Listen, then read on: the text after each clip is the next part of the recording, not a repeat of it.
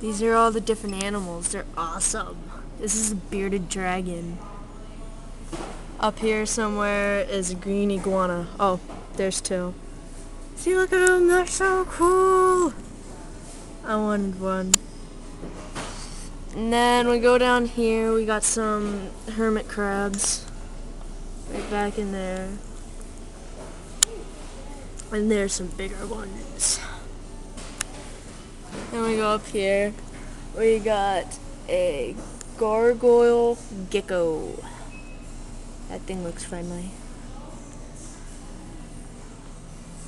And then somewhere in this, there's a house gecko. Can't seem to find it. Don't know where it got to. Oh, there it is.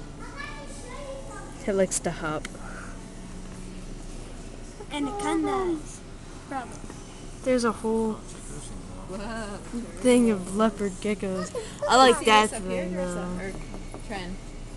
Ball python. They eat vegetables too. Smile. Bearded dragon, back to that one. Then we have some green animals.